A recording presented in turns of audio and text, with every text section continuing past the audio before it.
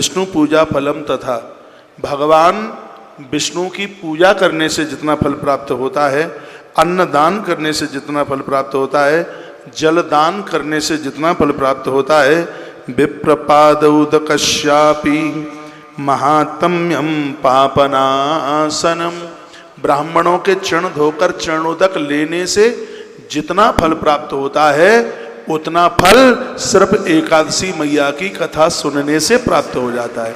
व्रत कर ले ये तो बहुत बड़ी बात हो गई है, सिर्फ एकादशी की कथा सुनने से उतने फल की प्राप्ति हो जाती है।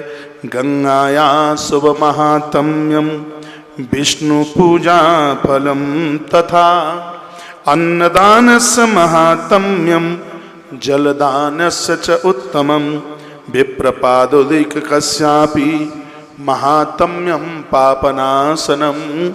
इसमें वर्णन है कि गंगा को दर्शन करने से, स्नान करने से, विष्णु भगवान की पूजा करने से, अन्नदान करने से, जल का दान करने से और ब्राह्मण के चरण छूने से महापातक समाप्त हो जाते हैं।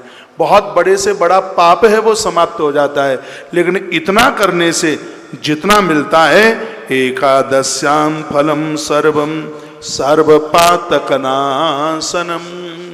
इसमें वर्णन है कि एकादशी का सिर्फ कथा का श्रवण करने से इतना फल प्राप्त हो जाता है, सर्वपातकनाशनम, और जिंदगी के संपूर्ण जो पाप हैं वो जल करके समाप्त हो जाते हैं। मेरी भाषा समझ में आ रही है?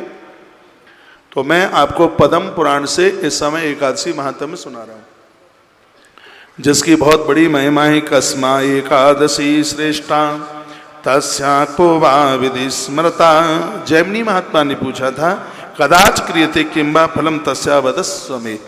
नारद जी बता रहे थे, पूछा गया था एकादशी कौन है।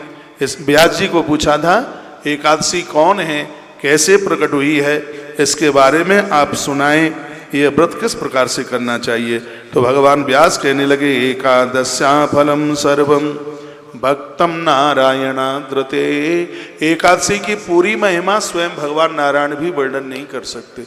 एकादशी का व्रत करने वाले लोग भगवान को अति प्रिय होते हैं। कहा कि इसकी इतनी बड़ी महिमा है, स्वयं नारायण भी वर्णन नहीं कर सकते। सक्रोति नान्यो विप्रर्षे तस्मात् पच्मी समासता।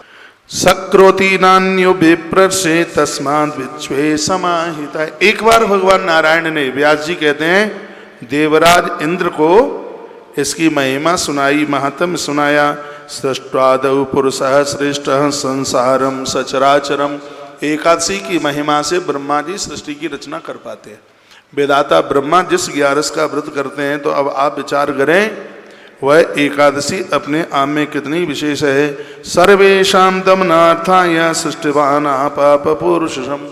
वह व्यक्ति संसार का सृजन, पालन और संस्कार दे सकता है जो एकादशी का व्रत करता है। हर वैष्णव हरि भक्तों को एकादशी का व्रत करना ही चाहिए।